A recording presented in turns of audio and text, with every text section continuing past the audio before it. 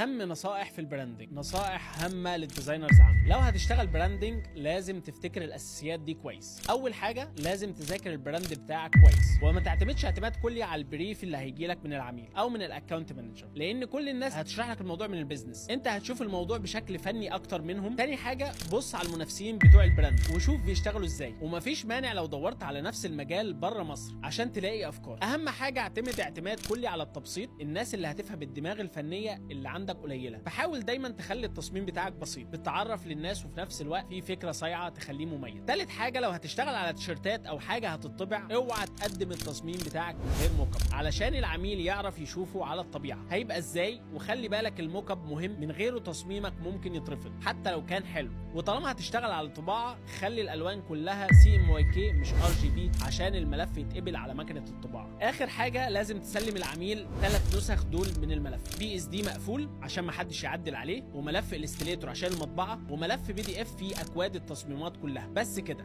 لو حابب تعرف اكتر عن الجرافيك ديزاين اعمل لي فولو.